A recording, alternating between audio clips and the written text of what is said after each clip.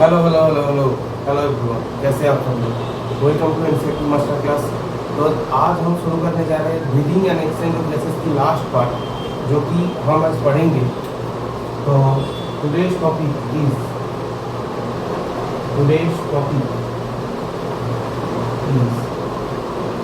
क्या क्या पढ़ने वाले हैं आज पढ़ेंगे ट्रांसपोर्ट ऑफ गैसेस।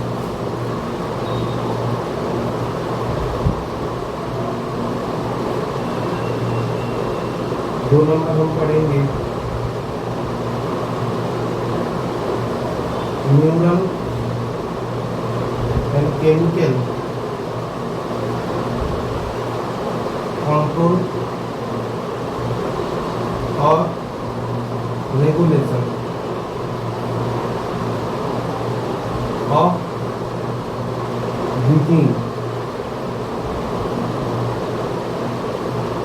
3 नंबर पे हम क्या पढ़ेंगे, ब्रीथिंग के कुछ डिसऑर्डर।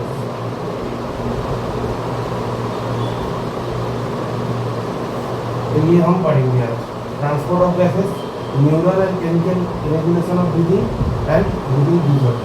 तो ये आज का टॉपिक दिया हुआ है। तो चलिए शुरू करते हैं।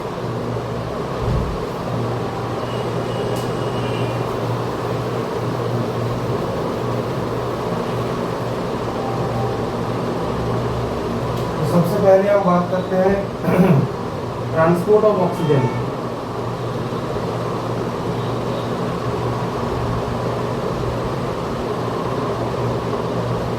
तो ट्रांसपोर्ट ऑफ ऑक्सीजन की बात करते हैं, तो सबसे पहले आएगा ट्रांसपोर्ट ऑफ ऑक्सीजन।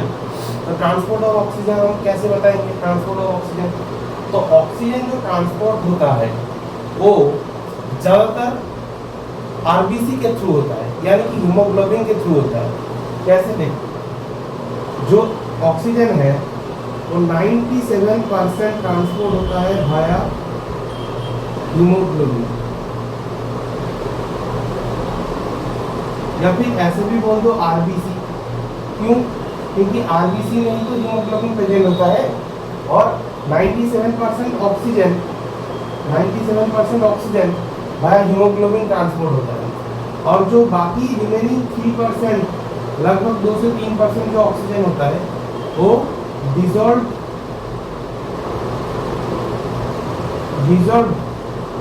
विया ब्लड प्लाज्मा। एक ब्लड प्लाज्मा में डिसॉल्व फॉर्म में जाता है। क्योंकि यहाँ पे एक चीज है, एनसीईआरटी में लिखा है, जो कार्बन डाइऑक्साइड का जो डिसॉल्व होने का जो प्रोबेबिलिटी है वो लगभग 20 से 25 गुना ज़्यादा है ऑक्सीजन से। यानी कि जो कार्बन डाइऑक्साइड यानी कि CO2 का जो सॉल्युबिलिटी है, ठीक है, वो ऑक्सीजन से ग्रेटर होता है। कितना? ऑक्सीजन से ग्रेटर होता है solubility of CO2 is greater than solubility of oxygen. ये कितना ज़्यादा होता है? लगभग 20 से 20 to 25 टाइम्स एक्स्ट्रा होता है than oxygen. 20 to 25 times extra होता है देन ऑक्सीजन। तो इसलिए ऑक्सीजन 3% डिसॉल्व ब्लड प्लाज्मा में छू जाता है, और CO2 अभी बताएंगे कैसे होता है CO2। तो ये हो गया ऑक्सीजन का ट्रांसपोर्ट, ठीक है। अभी ऑक्सीजन के ट्रांसपोर्ट के बारे में बताए हम। अभी आएंगे ऑक्सीजन डिसोसिएशन का, वो भी बताएंगे अभी। तो देखते जाओ।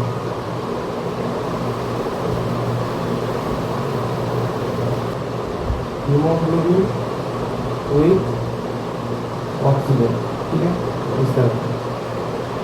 यहाँ पार्शियल का मैंने 0, उसके बाद 20, उसके बाद 40, उसके बाद 60, उसके बाद 80, उसके बाद 90, तो यहाँ पे दिया। उसके बाद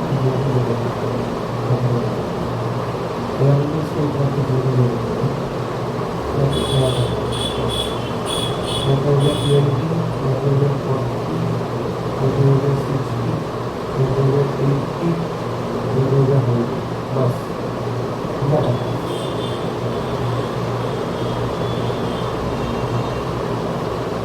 अब देखो, ये जो ऑक्सीजन डिसोसिएशन का होता है, देखो एनसीईआरटी में यहाँ पे ऐसे इसको ग्राफिकल रिप्रेजेंटेशन दिखाया है। और मैं यहाँ पे हाथ में ड्रॉ कर रहा हूँ, मेरे पास जो डिजिटल बोर्ड नहीं है।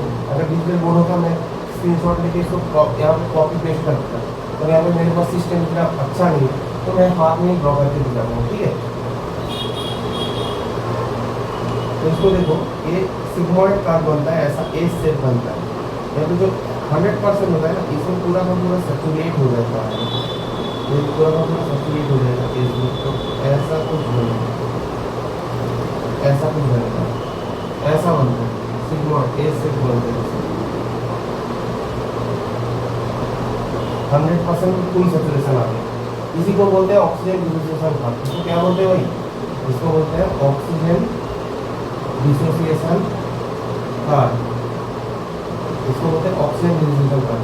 ये एस शेप होता है, एस शेप होता है, इसको सिग्मॉइड कार्ड भी बोलते हैं, सिग्मॉइड कार्ड भी बोलते हैं। ठीक है, तो ये हो गया ऑक्सीजन डिसोसिएशन कार्ड।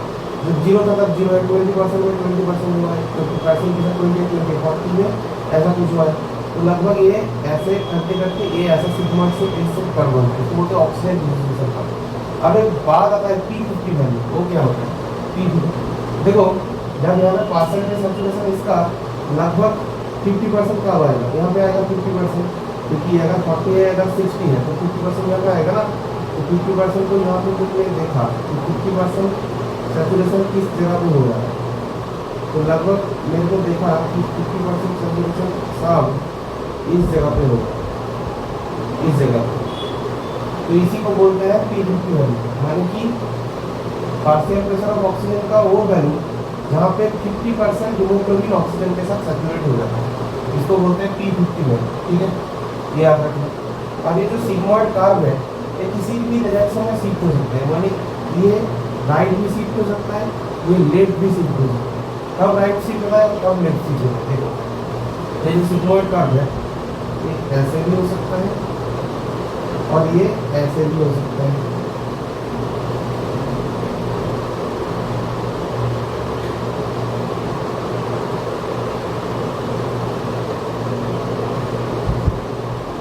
ऐसे भी हो सकता है। ठीक है,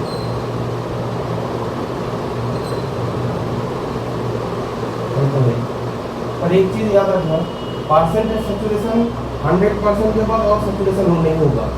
तुमने 100% तक हीमोग्लोबिन को सैचुरेट कर दिया ऑक्सीजन के साथ, देखो ना, पार्शियल प्रेशर ऑक्सीजन का हीमोग्लोबिन के साथ सैचुरेशन, तो ये परसेंटेज सैचुरेशन 100% हो गया। तो जिस जगह पे 100% सैचुरेशन हो गया, उसके बाद आगे फिर सैचुरेशन नहीं होगा, चाहे तुम पार्शियल प्रेशर कितना भी बढ़ा लो। ये बात याद रखना, पार्शियल प्रेशर तुम आगे कितना भी बढ़ा लो, अगर 100% सैचुरेशन में आ गया है वो, देखो ना, तीनों ग्राफ में 100% सैचुरेशन आ गया तो आगे कांस्टेंट और नहीं बढ़ेगा। ठीक है, तो याद रखना। ये एंजाइम के केस में भी ऐसे होता है, बायोमोलिक्यूल्स में पढ़ेंगे हम। तो ये हो गया। तो ये राइट शिफ्ट कब होगा? राइट शिफ्ट तब होगा जब अनफेवरेबल कंडीशन आएगा। क्या आएगा? अनफेवरेबल कंडीशन आएगा। अनफेवरेबल कंडीशन पे राइट शिफ्ट होता है, और जब फेवरेबल कंडीशन आएगा, फेवरेबल कंडीशन आएगा, फेवरेबल कंडीशन का मतलब ऑक्सीजन का पार्शियल प्रेशर हाई हो गया, और अनफेवरेबल कंडीशन मतलब पार्शियल प्रेशर ऑफ ऑक्सीजन लो हो गया। तो ये कहाँ होता है? टिश्यू में, टिश्यू में डीऑक्सीजनेटेड ब्लड में अनफेवरेबल कंडीशन आता है, पार्शियल प्रेशर ऑक्सीजन घट रहा है, तो अनफेवरेबल कंडीशन में राइट शिफ्ट हो जाता है। फेवरेबल कंडीशन एल्वियोलाई में, एल्वियोलाई में,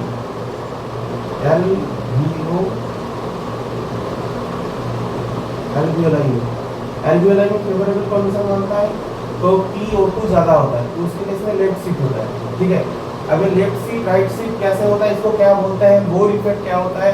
ठीक है, और उसके बाद तुम्हारा बोर इफेक्ट क्या होता है, उसके बाद तुम्हारा हेल्डेट इफेक्ट क्या होता है, ये सब कुछ हम पढ़ेंगे। तो शुरू करते हैं।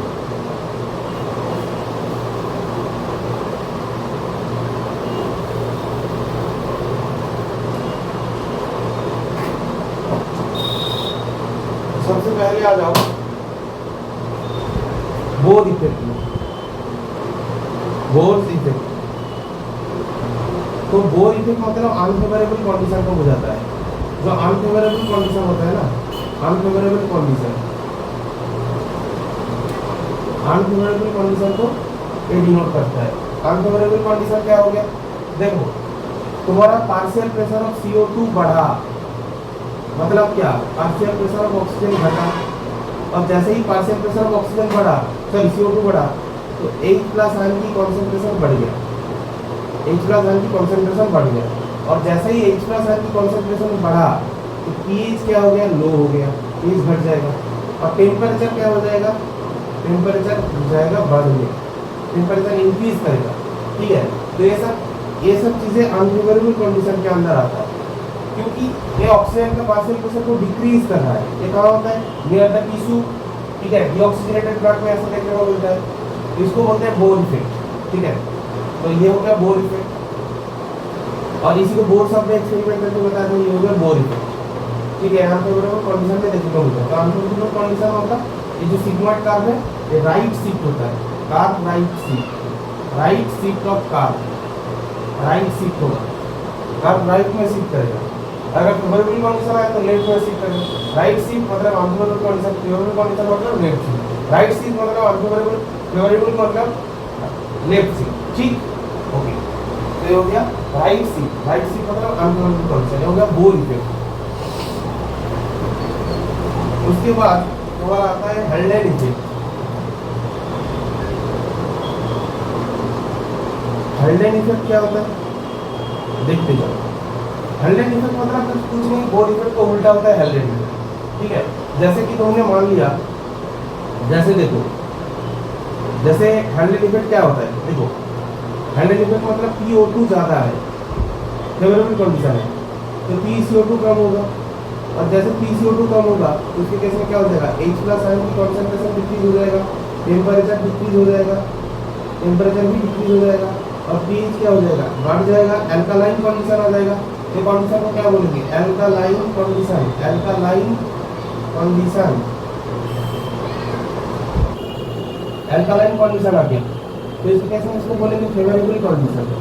तो favourable condition, partial pressure oxygen high है तो फेवरेबल कंडीशन हो गया, हमारे लिए फेवरेबल है ना, फेवरेबल कंडीशन है। तो ये जो कार्ब है ये किस तरफ शिफ्ट करेगा, लेफ्ट शिफ्ट करेगा, लेफ्ट शिफ्ट कर जाए, तो लेफ्ट शिफ्ट मतलब फेवरेबल कंडीशन, इसी को बोलते हैं हेल्डेन इफेक्ट, ठीक है। ये हो गया बोर इफेक्ट और हेल्डेन effect.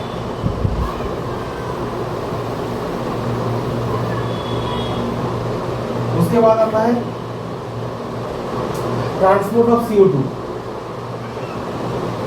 Transport of carbon dioxide. तो ट्रांसपोर्ट ऑफ CO2 जो हम पढ़ेंगे उसके केस में याद रखना, कार्बन डाइऑक्साइड 23% किसकी फॉर्म में होता है, 23% होता है हीमोग्लोबिन के साथ, हीमोग्लोबिन के साथ HbCO2, इसको बोलते हैं कार्बामिनो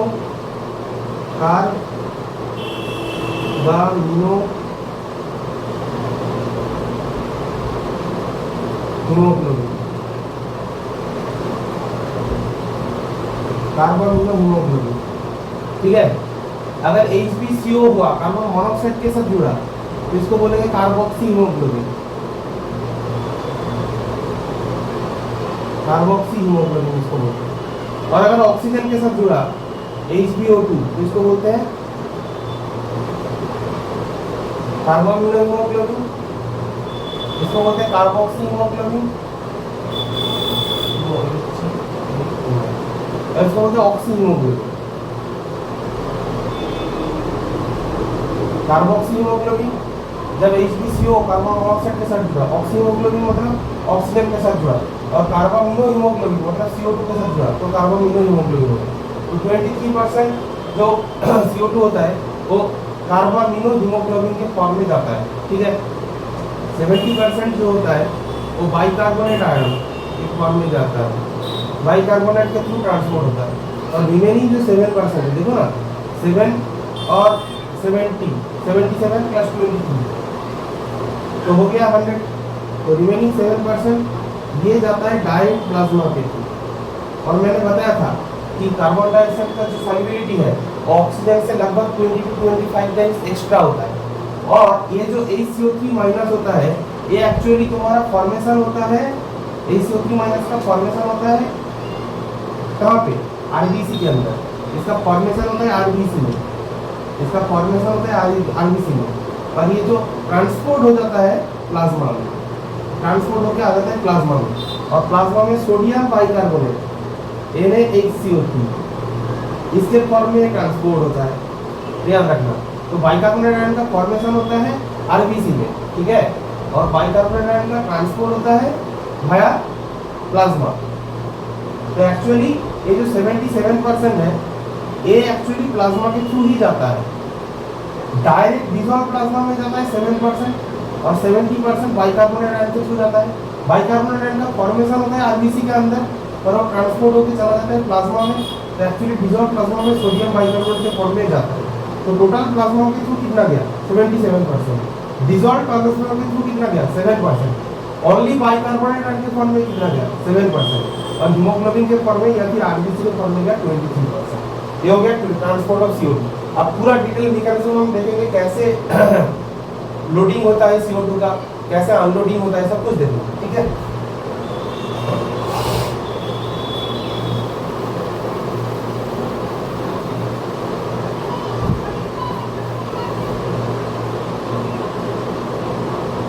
तो सबसे पहले हम बात करते हैं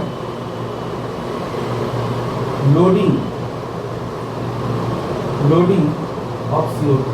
तो CO2 लोड कहाँ होता है भाई, CO2 लोड कहाँ होगा, CO2 जहाँ पे फॉर्मेशन हो रहा है वहीं पे तो लोड होगा। तो tissue, near the tissue, near the tissue load होता है CO2। ये मान लो टिश्यू है, टिश्यू है, तो टिश्यू में CO2 फॉर्म करेगा, तो CO2 निकला टिश्यू से, और यहाँ पे near the tissue partial pressure of CO2 ज़्यादा होता है, CO2 का पार्शियल प्रेशर ज़्यादा होता है रिगार्डिंग ऑक्सीजन, ऑक्सीजन का पार्शियल प्रेशर कम होता है, CO2 का ज़्यादा होता है नियर द टिश्यू। तो ये आ गया आरबीसी आ गया, तो CO2 का पार्शियल प्रेशर ज़्यादा है, यहाँ पे HbO2 था, यहाँ पे जो CO2 है आरबीसी के अंदर घुसेगा, और क्योंकि CO2 का पार्शियल प्रेशर यहाँ पे नियर द टिश्यू ज़्यादा है, तो ये क्या करेगा, इस आरबीसी के अंदर जो HbO2 है मतलब ऑक्सी हीमोग्लोबिन है, हीमोग्लोबिन और ऑक्सीजन के बीच में ब्रेकअप करा देगा, ऐसे ब्रेकअप करा दिया, और ऑक्सीजन को बाहर भेजा, ठीक मारते ऑक्सीजन बाहर चला गया, ठीक है, ऑक्सीजन बाहर चला गया। अभी यहाँ पे क्या फॉर्म होगा, ऑक्सीजन तो बाहर चला गया, ये फॉर्म करेगा HbCO2, ये हो गया HbCO2। ये तो एक कार्बामिनो हीमोग्लोबिन फॉर्म हो गया। अभी एक और चीज होता है, यहाँ पे CO2 ये कोई एंजाइम नहीं लगता, no requirement of no enzyme, यहाँ पे कोई एंजाइम नहीं लगता, ये ऐसे ही होता है। पर यहाँ पे CO2 तो था, और CO2 फिर से अंदर आएगा, और इसके अंदर पानी होता है, H2 तो आरबीसी सेल है, तो सेल के अंदर पानी तो रहेगा ही, तो H2 है, इसमें लग जाएगा CA एंजाइम, CA मतलब कार्बोनिक एनहाइड्रेस। तो ये कार्बोनिक एसिड फॉर्म करेगा, कार्बोनिक एनहाइड्रेस एंजाइम लग जाएगा, तो H2CO3 फॉर्म कर देगा कार्बोनिक एनहाइड्रेस, और वो कार्बोनिक एनहाइड्रेस H2CO3 ये फिर से यहाँ पे कार्बोनिक एनहाइड्रेस एंजाइम लग जाएगा, और यहाँ पे इसको ये तोड़ देगा HCO3 minus plus H plus में, ये हो जाएगा H plus plus HCO3 minus, तो H2CO3 हो गया, ठीक है, प्लस माइनस 0 हो जाएगा, तो H plus plus HCO3 minus. ये जो HCO3 माइनस है, इसका जो ये है ना मेम्ब्रेन है, ये परमेबल है, तो HCO3 माइनस बाहर गया, और बाहर रहता है सोडियम, तो sodium plus HCO3 minus Na plus और HCO3 माइनस, ये मिलके क्या बना लिया NaHCO3, सोडियम बाइकार्बोनेट। और ये प्लाज्मा है, तो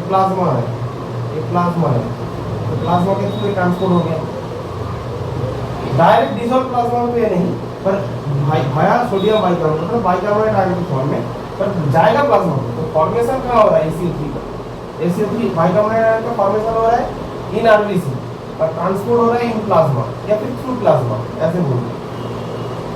तो देखो एक चीज हो गया, यहाँ पे जैसे ही नेगेटिव आयन जैसे ही बाहर गया तो मीडियम, ये जो मेम्ब्रेन है, सेल मेम्ब्रेन है ना एक, तो सेल मेम्ब्रेन का परमेबिलिटी घट जाएगा, तो परमेबिलिटी बिगड़ जाएगा ना।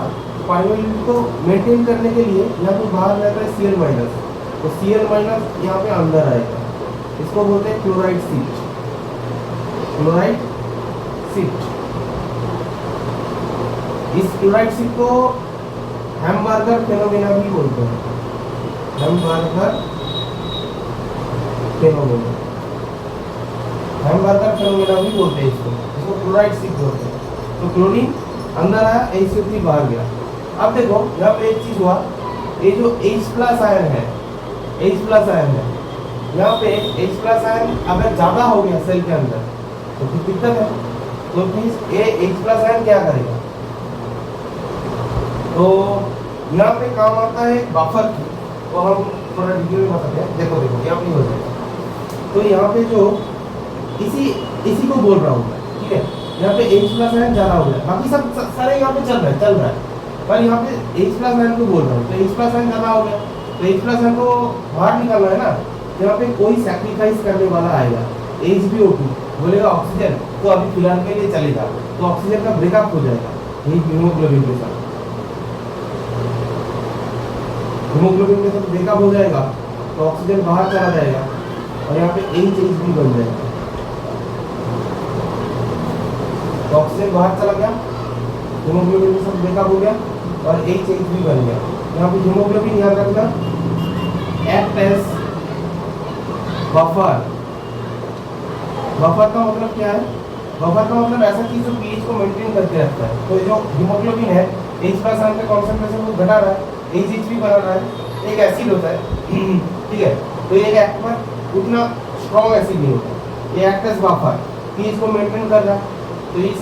तो haemoglobin now act as a buffer. तो ये हो गया लोडिंग ऑफ CO2 हो गया। कुछ बाकी है क्या, Cl माइनस अंदर है, ये एक्ट एज बफर सब कुछ हो गया, ठीक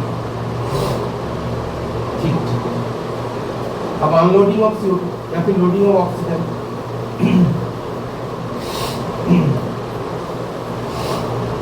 अब लोडिंग ऑफ ऑक्सीजन देखते हैं।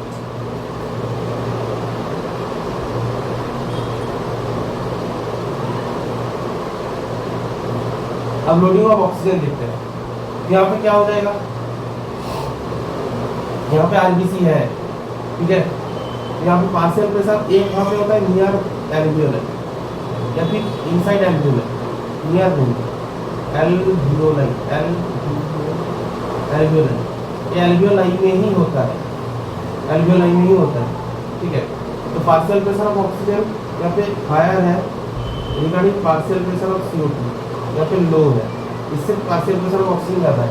तो यहाँ सारे के सारे चीज़ें रिवर्स में होगा। कैसे रिवर्स में होगा, सारे के सारे चीज़ें होगा। यहाँ पे कैसा था, यहाँ पे HbO2 था, इससे बना था HbCO2, यहाँ पे CO2 प्लस H2O मिलके बना था H2CO3, यहाँ पे H2CO3 का डिसोसिएशन हुआ था, पहले तो बना था क्या, और वहाँ पे जो लोडिंग ऑफ CO2 था तो वहाँ पे ये जो H+ आयन बन रहा था इसको मीडिएट करने का काम कौन कर रहा था, haemoglobin act as buffer, haemoglobin sacrifice कर रहा था। पर अब H+ आयन का कॉन्सेंट्रेशन बढ़ रहा है और यहाँ पे हीमोग्लोबिन बोलेगा कि नहीं मैं पहले कर चुका हूँ सैक्रिफाइस, अब मैं सैक्रिफाइस नहीं करूँगा। तो ये सैक्रिफाइस करने वाला कौन आएगा, देख लीजिए यहाँ पे बाहर NaHCO3 लिखा था, NaHCO3 सोडियम बाइकार्बोनेट था, ये डिसोसिएट हो जाए, वहाँ पे एसोसिएटेड होकर सोडियम बाइकार्बोनेट बना था, यहाँ पे सोडियम बाइकार्बोनेट डिसोसिएट हो जाएगा तो Na+ और HCO3 माइनस बनेगा, तो बाइकार्बोनेट आयन बनेगा। क्योंकि टिश्यू के पास का मीडियम अलग है और एल्वियोलाई का पास का मीडियम अलग है, तो इसलिए ये जो प्लाज्मा है यहाँ पे मीडियम अलग है, क्योंकि एल्वियोलाई के पास का है ऑक्सीजनेटेड ब्लड है यहाँ पे, और वहाँ पे मतलब ऑक्सीजनेटेड ब्लड तो नहीं है, पार्शियल प्रेशर ऑफ ऑक्सीजन ज़्यादा है, यहाँ पे मीडियम अलग है और टिश्यू के पास का मीडियम अलग है। तो NaCO3 का बाइकार्बोनेट हो गया, सॉरी NaCO3 का डिसोसिएशन हो गया, तो Na+ और बाइकार्बोनेट आयन बना। तो ये जो बाइकार्बोनेट है HCO3-, ये बाइकार्बोनेट आयन ये पानी में मिलेगा तो यहाँ पे अंदर आ जाएगा, ठीक है।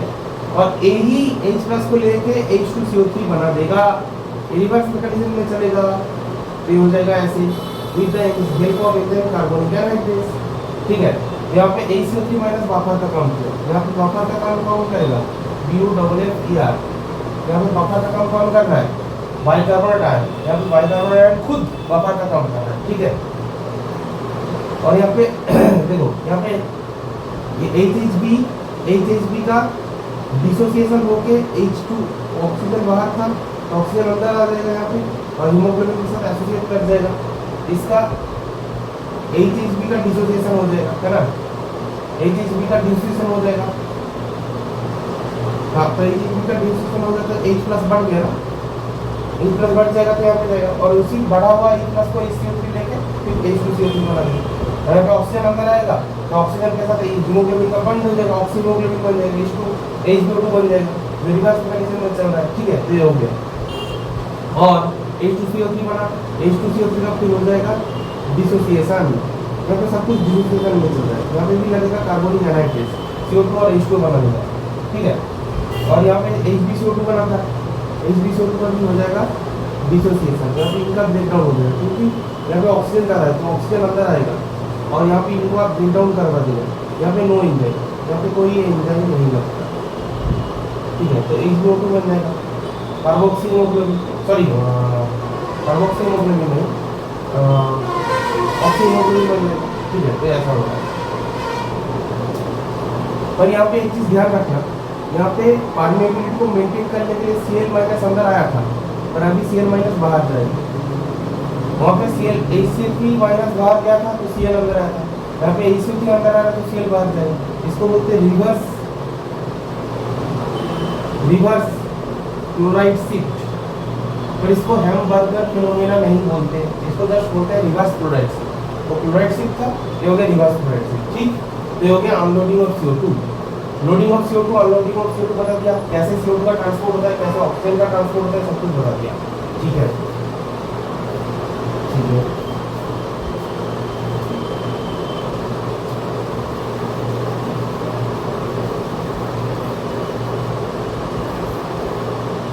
अब आता है रेगुलेशन ऑफ ब्रीदिंग। क्या होता है, अब होता है रेगुलेशन ऑफ ब्रीदिंग।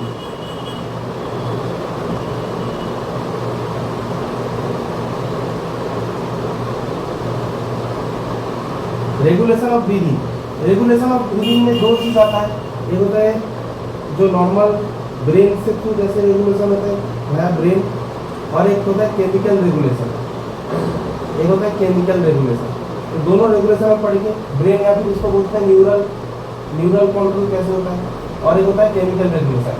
तो केमिकल रेगुलेशन में कीमो रिसेप्टर्स आ जाएगा, कीमो रिसेप्टर्स आ जाएगा, ये कुछ सेंसिटिव होता है H+ आयन और CO2 के लिए, एक तरीके का बोलते हो सेंसर होता है, H+ और CO2 के कॉन्सेंट्रेशन बढ़ेगा तो ऑटोमेटिकली एक्टिवेट हो जाएगा, ठीक है ना।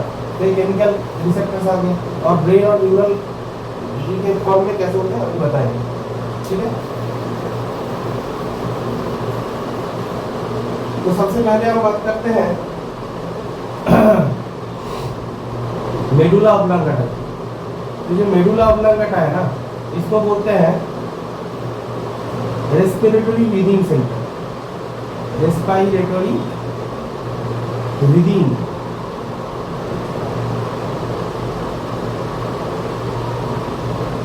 सेंटर, रेस्पिरेटरी ब्रीदिंग सेंटर बोलते हैं इसको, ठीक है। शॉर्ट फॉर्म में लिखा हूँ, जगह जगह मुझे कवर करना है, ठीक है। तो मेडुला ऑब्लांगेटा बोलते हैं रेस्पिरेटरी ब्रीदिंग सेंटर। ये जो मेडुला ऑब्लांगेटा है इसका दो पार्ट होता है, ऐसे मेडुला ऑब्लांगेटा का दो पार्ट होता है, एक होता है डॉर्सल पार्ट, एक होता है वेंट्रल पार्ट। जो मेडुला ऑब्लांगेटा का डॉर्सल पार्ट होता है, जो डॉर्सल पार्ट होता है और जो वेंट्रल पार्ट होता है, दोनों को बताएंगे। डॉर्सल पार्ट कंट्रोल करता है इंस्पिरेशन को, इंस्पिरेशन, और देखो अब तो क्या बोलोगे वेंट्रल पार्ट कंट्रोल करता है एक्सपायरेशन को, नहीं बेटा, एक्सपायरेशन को कंट्रोल करने की जरूरत नहीं है, एक्सपायरेशन एक पैसिव प्रोसेस है, वो अपने आप हो जाता है, हाँ, पर कौन सा एक्सपायरेशन को कंट्रोल करना पड़ता है? वेंट्रल पार्ट कंट्रोल करता है forceful expiration, forceful expiration, forceful expiration को कंट्रोल करता है। इंस्पिरेशन को कंट्रोल करेगा कैसे? ये दो मसल जो कॉन्ट्रैक्शन को करेगा, एक कॉन्ट्रैक्शन ऑफ टू मसल्स। कौन कौन दो मसल का कॉन्ट्रैक्शन को कराएगा? ये करेगा तुम्हारा इंस्पिरेशन के कौन कौन मसल रेस्पिरेशन होता है, सॉरी इंस्पिरेशन के लिए कौन कौन मसल तुम्हारा रिस्पॉन्सिबल होता है। जब तुम इस इंस्पिरेशन करते हो तो वहाँ पे दो मसल यहाँ पे ये रहता है, एक तो तुम्हारा EICM, EICM intercostal muscle, external intercostal muscle. देखो ना, जब तुम नॉर्मल इंस्पायरेशन करते हो तो एक्सटर्नल इंटरकोस्टल मसल का रोल होता है यहाँ पे। एक्सटर्नल इंटरकोस्टल मसल खींचेगा तो ये ऐसे बहुत थोड़ा सी वॉल्यूम इंक्रीज हो जाएगा, तो वॉल्यूम ज़्यादा मतलब प्रेशर कम, जैसे ही प्रेशर कम होता है तो बाहर से अंदर इंस्पायर हो जाएगा यार। तो contraction of EICM and contraction of diaphragm muscle,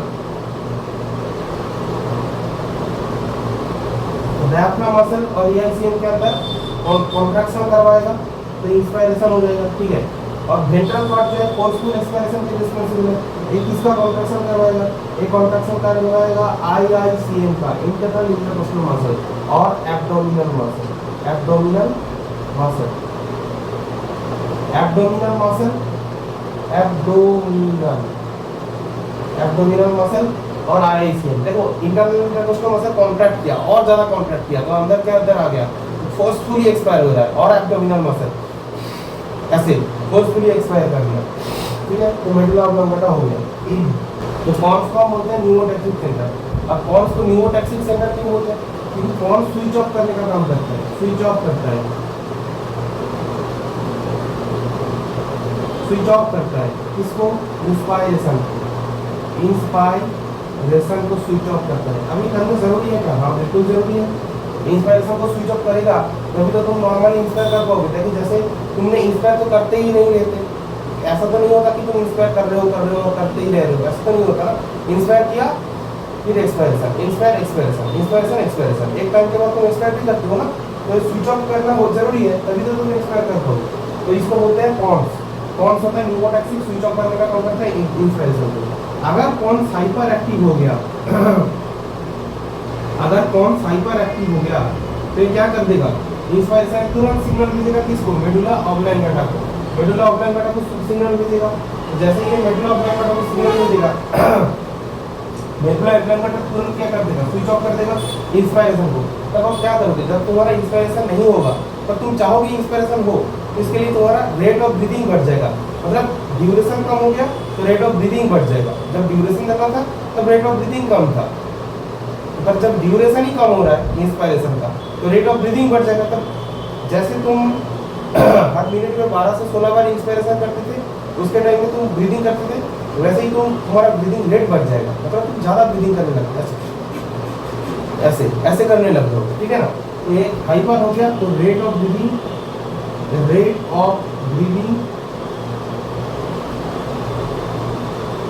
increase हो जाएगा, रेट ऑफ ब्रीदिंग इंक्रीज हो जाएगा। तो याद रखना, ये हो गया।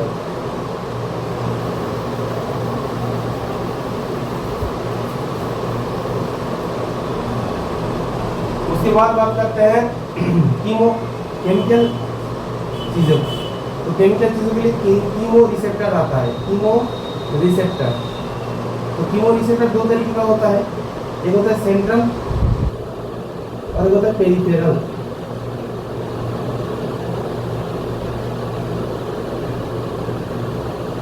एक होता है सेंट्रल, एक होता है पेरिफेरल।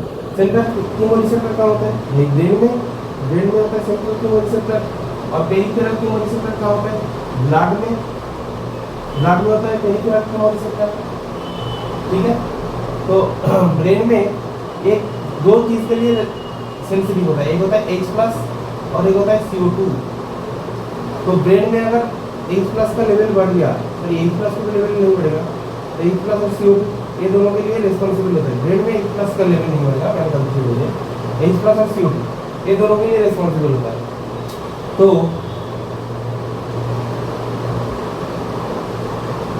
जैसे ही CO2 का लेवल बढ़ेगा तो तुरंत सिग्नल भेजेगा MO को, और मेडुला ऑब्लांगाटा फिर क्या करेगा, CO2 को एक्सपायर कर देगा, ठीक है ना। कौन रहता है, ब्लड में रहता है तुम्हारा एओर्टा, ये कहाँ रहता है ब्लड में, एओर्टा में रहता है, और कहाँ रहता है, carotid artery, carotid artery, carotid artery और एओर्टा में रहता है ये रिसेप्टर्स, ठीक है। तो जैसे ही H+ CO2 का, CO2 के लिए रेस्पॉन्सिबल है, CO2 का H+ CO2 का जैसे ही तुम्हारा वो हो गया, मतलब उसका जैसे ही वैल्यू बढ़ रहा है, या फिर ऐसे बोल देते हो H+ CO2 का जैसे ही लेवल बढ़ रहा है, तुरंत उस सिग्नल भेजेगा मेडुला ऑब्लांगाटा को, और मेडुला ऑब्लांगाटा उसका काम करेगा, वो तो है ही तुम्हारा रेस्पिरेटरी रिलीजिंग सेंटर, तो इस तरीके से वो अपना काम करके CO2 को भी बाहर निकालेगा। ये हो गया, तो ये हो गया केमिकल रिसेप्टर्स। तो ऐसे कंट्रोल होता है न्यूरल कंट्रोल, और केमिकल इंटीग्रेशन ऐसे ही होता है। अब हम बात करते हैं कुछ रेस्पिरेटरी डिसऑर्डर्स। तो रेस्पिरेटरी डिसऑर्डर्स के अंदर सबसे पहले आता है एस्थमा। एस्थमा क्या होता है, देखो जो एस्थमा होता है ना, उसमें एक व्हीजिंग साउंड आता है, व्हीजिंग साउंड, और जो ब्रोंकस और ब्रोंकियाई है, ब्रोंकस और ब्रोंक्यूल्स है, उसका इन्फ्लेमेशन हो जाता है, ठीक है, उसका इन्फ्लेमेशन हो जाता है, तो इसको बोलते हैं एस्थमा। इनहेलर लेना पड़ता है इसके केस में। 2 नंबर पे आता है एम्फाइसीमा। एम्फाइसीमा, एम्फाइसीमा क्या होता है, emphysema mainly due to cigarette smoking के लिए होता है। ये एक क्रॉनिक डिसऑर्डर है। क्रॉनिक डिसऑर्डर मतलब जो परसिस्टेंट बहुत दिन के लिए रहता है, मतलब वो शॉर्ट टाइम नहीं रहता, शॉर्ट पीरियड में स्टे नहीं करता, लॉन्ग पीरियड, लॉन्ग टाइम वो परसिस्टेंट करता है, तो उसको बोलते हैं क्रॉनिक डिसऑर्डर। तो एम्फाइसीमा एक क्रॉनिक डिसऑर्डर है। एक ऐसा ही क्रॉनिक डिसऑर्डर आएगा जिसको बोलेंगे हम एस्बेस्टोसिस। एस्बेस्टोसिस भी एक क्रॉनिक डिसऑर्डर रहता है, ठीक है। तो ये सारे के सारे क्रॉनिक डिसऑर्डर होता है। एम्फाइसीमा, एम्फाइसीमा में क्या होता है, जो एल्वियोलाई का सेप्टम होता है वो डाइजेस्टेड हो जाता है। हम जो सिगरेट पीते हैं उसमें बहुत सारा केमिकल रहता है, तो वो सारे केमिकल जाके इसमें एल्वियोलाई का उस सेप्टम को उसको डाइजेस्ट कर देता है, ठीक है ना। तो ये mainly due to cigarette smoking होता है, और जो एल्वियोलाई का जो वॉल होता है ये एकदम खत्म हो जाता है, डाइजेस्टेड हो जाता है, एल्वियोलाई का रेस्पिरेटरी सरफेस डिक्रीज हो जाता है, तो ये एम्फाइसीमा में होता है। 3 नंबर पे आता है कुछ occupational respiratory disorders. Occupational respiratory disorders, उसमें क्या आता है, उसमें आता है सिलिकोसिस आता है। अगर कोई सिलिका के फैक्ट्री में कोई काम करता है तो उसके केस में जो सिलिका का बहुत सारा डस्ट पार्टिकल्स है वो अंदर जाएगा तो सिलिकोसिस हो जाएगा। उसके केस में क्या होता है, सिलिकोसिस, सिलिकोसिस, इसको बोलते हैं सिलिकोसिस। और अगर कोई एस्बेस्टोस फैक्ट्री में काम करता है तो इसको बोलते हैं एस्बेस्टोसिस, एस्बेस्टोसिस होता है। ये भी क्रॉनिक डिसऑर्डर होता है।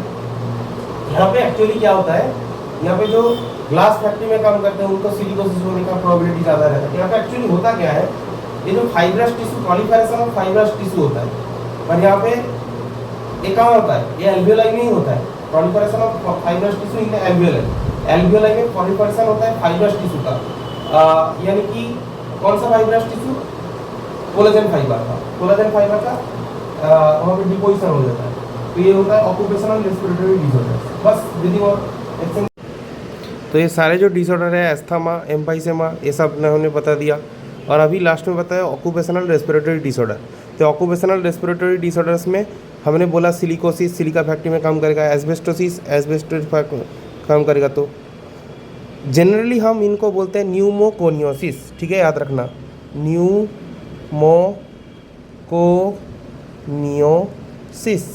इसको बोलते हैं न्यूमोकोनियोसिस। इन जनरल इसको बोला जाता है न्यूमोकोनियोसिस, ठीक है। तो ये हो गया। और इसको प्रोटेक्ट कैसे किया जाता है, वायर मास्क, भैया वायर मास्क, मास्क पहन लो, एनसीटी में दिया हुआ है। तो इसको ऐसे प्रोटेक्ट किया जाता है, ठीक है, इससे बचा जा सकता है। Okay, thank you.